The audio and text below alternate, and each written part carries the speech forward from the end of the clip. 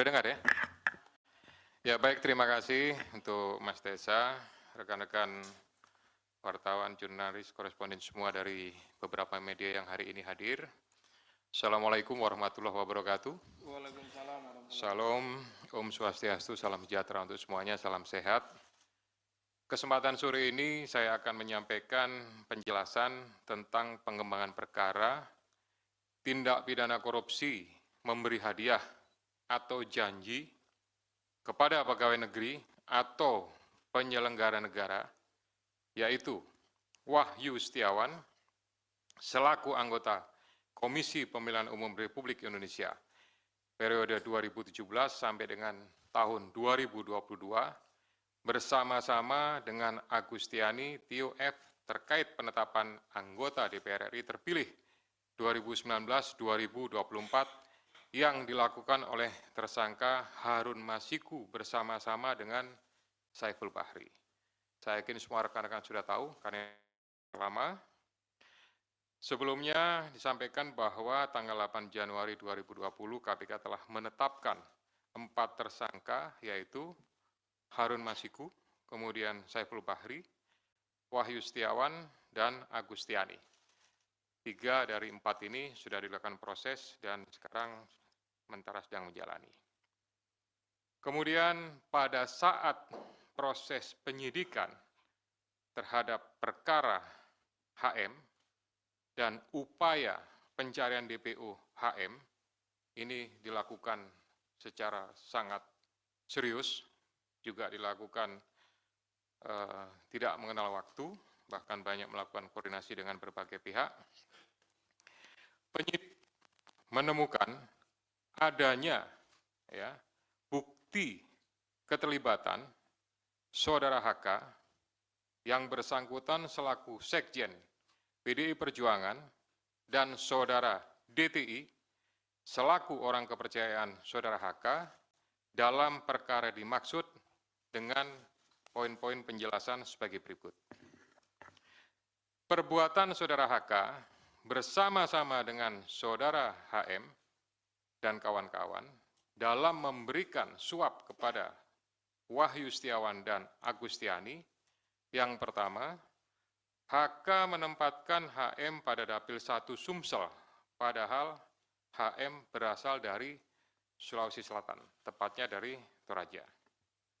Kemudian yang kedua, bahwa dalam proses pemilihan legislatif tahun 2019, ternyata HM hanya mendapatkan suara sebanyak 5.878, sedangkan caleg atas nama Rizky Aprilia mendapatkan suara sebanyak 44.402. Kemudian seharusnya yang memperoleh suara dari Saudara Nasaruddin Kemas, ini almarhum pada saat itu meninggal, ini adalah Saudari Rizky Aprilia, ya, karena aturan seperti itu saat itu.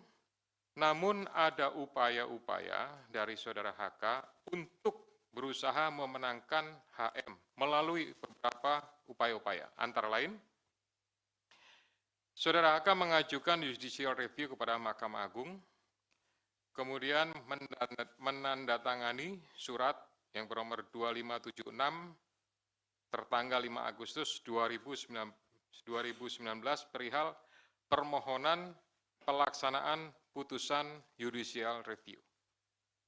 Keempat, setelah ada putusan dari MA, KPU tidak mau melaksanakan putusan tersebut. Oleh sebab itu, Saudara HK meminta fatwa kepada MA. Selain upaya-upaya tersebut, Saudara HK secara paralel mengupayakan agar Saudari Rizky mau mengundurkan diri untuk diganti dengan Saudara HM. Namun upaya tersebut ditolak oleh Saudari Rizky Aprilia. Saudara HK juga pernah memerintahkan Saiful Bahri untuk menemui Rizky Aprilia di Singapura dan meminta mundur. Namun hal tersebut juga ditolak oleh Saudari Rizky Aprilia.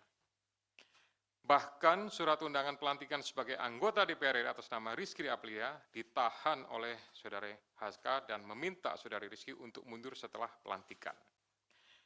Oleh karenanya, upaya-upaya tersebut belum berhasil, maka Saudara K bekerja sama dengan Saudara Harun Masiku, kemudian Saudara Saiful Bahri, dan Saudara Hati, DTI, melakukan upaya penyuapan kepada Wahyu Setiawan dan Agustinus Tio, di mana diketahui Wahyu merupakan kader dari partai yang menjadi komisioner di KPU.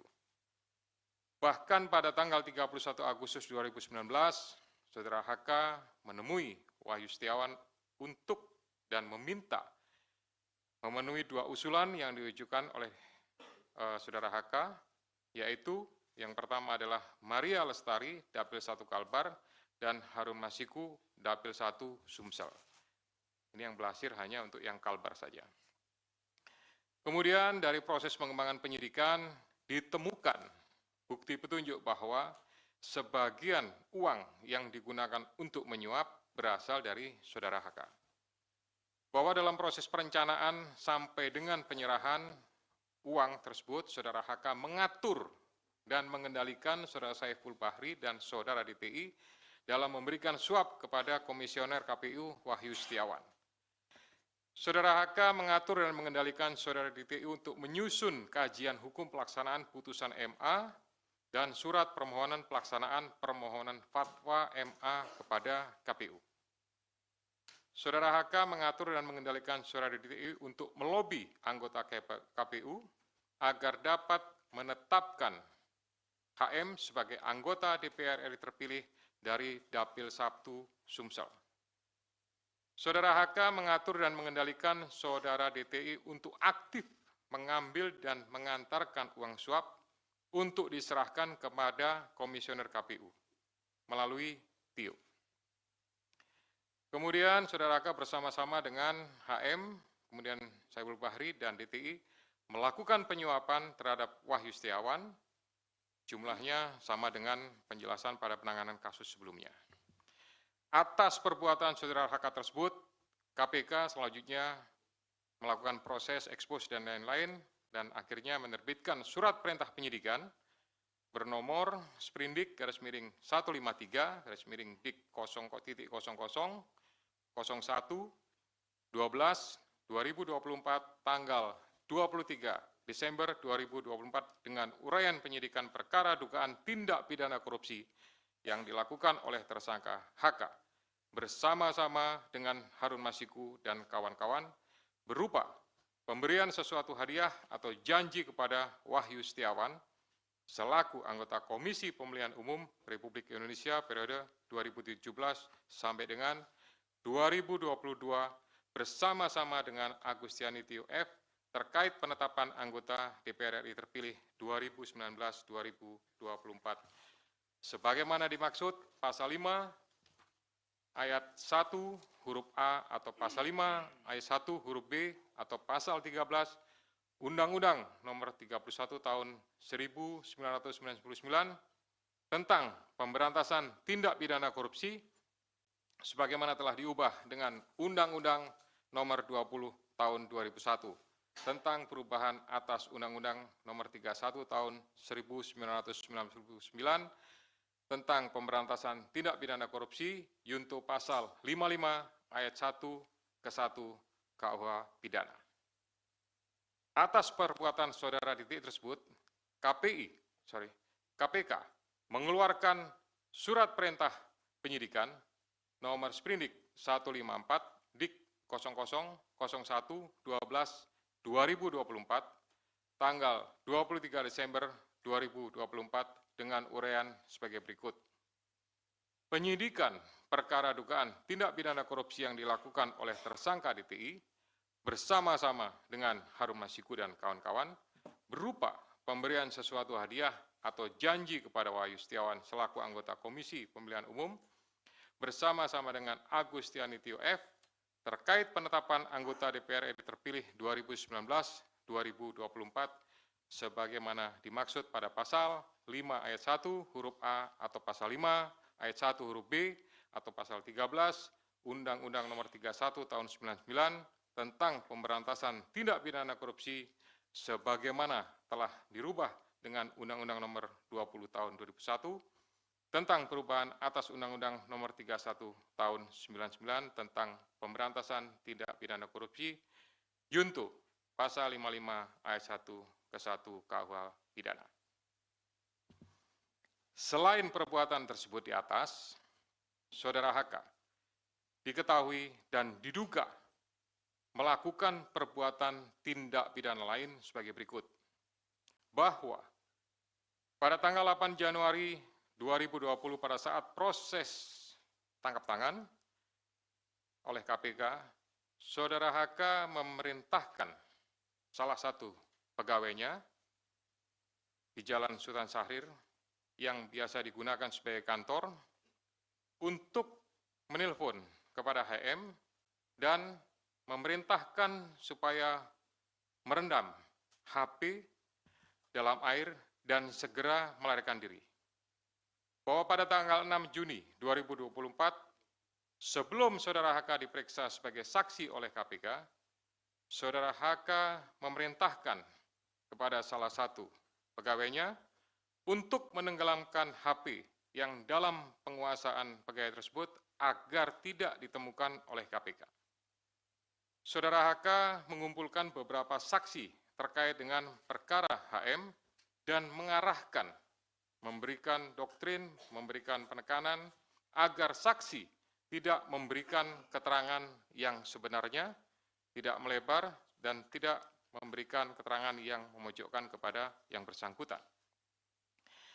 Atas perbuatan Saudara HK tersebut, KPK mengeluarkan surat perintah penyidikan nomor Sprindik 152 Dik 0001 12 2024 tanggal 23 Desember 2024 dengan uraian penyidikan perkara dugaan tindak pidana korupsi yang dilakukan oleh tersangka HK dan kawan-kawan, yaitu dengan sengaja mencegah, merintangi, atau menggagalkan secara langsung atau tidak langsung penyidikan perkara dugaan tindak pidana korupsi terkait penetapan anggota DPR RI terpilih 2019-2024 yang dilakukan oleh tersangka HM bersama-sama dengan Saiful Bahri berupa pemberian sesuatu hadiah atau janji kepada pegawai negeri atau penyelenggara negara, yaitu Wahyu Setiawan selaku anggota Komisi Pemilihan Umum Republik Indonesia periode 2017-2022. Bersama-sama dengan Agustiani Tio F. sebagaimana dimaksud dalam pasal 21 Undang-Undang Nomor 31 Tahun 99 tentang pemberantasan tindak pidana korupsi sebagaimana telah diubah dengan Undang-Undang Nomor 20 Tahun 2001 tentang perubahan atas Undang-Undang Nomor 31 Tahun 1999 tentang pemberantasan tindak pidana korupsi junto pasal 55 ayat 1 ke 1 KUH pidana.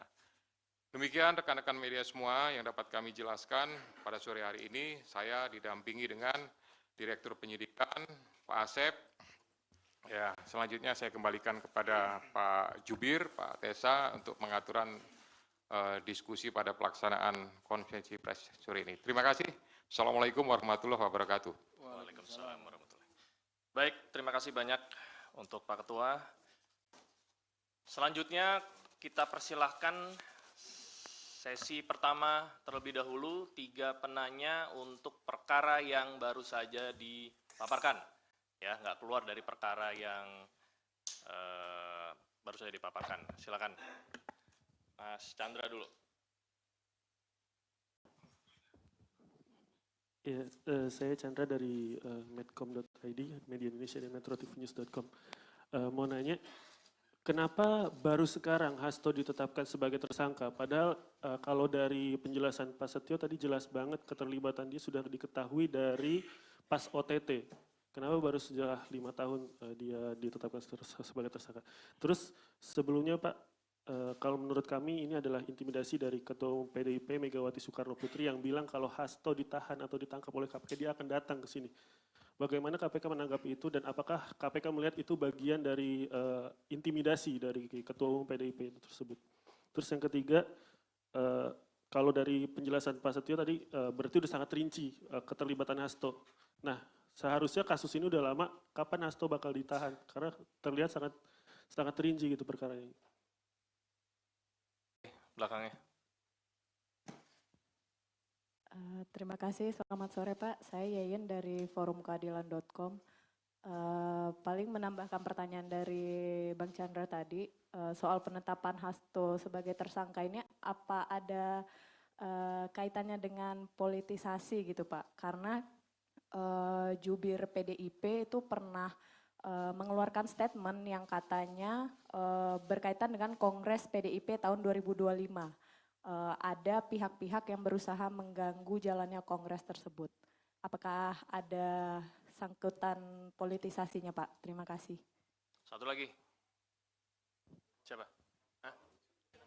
Tadi Mbak siapa? Maaf, Mbak. Yeye. Yeyen apa Yuyun? Yeyen dari Forum Keadilan.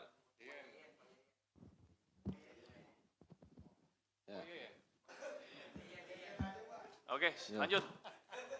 Selamat sore Pak Setio, Pak Asep, Mas Tessa. Perkenalkan saya Rian Pak, CNN Indonesia. Mau bertanya soal pertama, uang suap tadi kan disampaikan sebagian itu totalnya berapa dari Pak HK itu. Yang kedua, ini kan dalam jangka waktu yang lama dan ada apa ya namanya drama-dramatisasi lah pelarian Harun yang balik ke Indonesia, Singapura. Apakah akan menjerat juga dari pihak kementerian lah Pak? Karena waktu itu kan kader PDIP juga dalam OJ, Obstruction of Justice. Yang ketiga, dalam menindaklanjuti sprindik baru ini, apakah KPK sudah berkirim surat ke imigrasi mengenai pencegahan ke luar negeri terhadap HK dan DTI ya, dari Doni Tri Istiqomah. Dan keempat Pak, di luar kasus ini kan baru lagi Pak, saya menemukan pengumuman tersangka ini langsung gitu Pak. Pak Setia mungkin mengalami ya. Apakah ada perubahan metode lagi Pak? Terima kasih. Oke, kita tutup dulu ya. Silakan.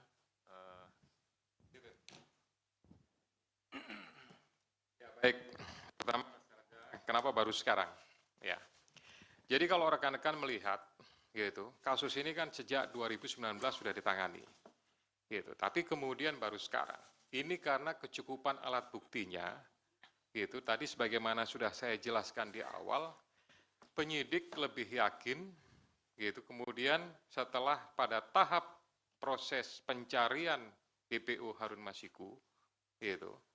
Ada kegiatan pemanggilan, kemudian ada kegiatan pemeriksaan, ada kegiatan penyitaan terhadap barang bukti elektronik. Nah, disitulah kemudian kita mendapatkan banyak bukti dan petunjuk yang kemudian menguatkan keyakinan penyidik untuk melakukan tindakan, untuk mengambil keputusan, ya tentu melalui proses tahapan-tahapan sebagaimana yang sudah diatur di Kedeputian Penindakan, baru kemudian diputuskanlah ya terbit surat perintah penyidikan, gitu.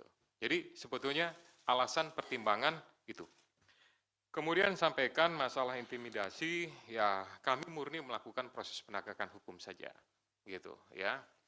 Saya yakin Kedeputian Penindakan sudah melakukan ini dan ini juga menurut saya bagian daripada isi dari memori serah terima yang kami terima dari pejabat lama. Jadi sebenarnya kami juga tinggal melanjutkan saja lah, kira-kira seperti itu. Terakhir tadi Mas Janet sampaikan, penjelasan sudah sangat rinci, kemudian kapan ditahan, tentu itu nanti Pak Asep yang akan menentukan. Pimpinan juga tidak punya kewenangan untuk melakukan intervensi kepada penyidik, karena penyidik adalah independen, gitu.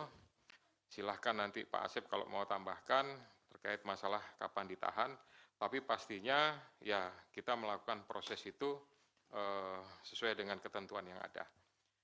Kemudian tadi Mbak En sampaikan apakah penetapan ini ada politisasi, ini sama jawabannya murni penegakan hukum. Gitu. Kemudian di Kongres ada pihak-pihak yang akan mengganggu, selama ini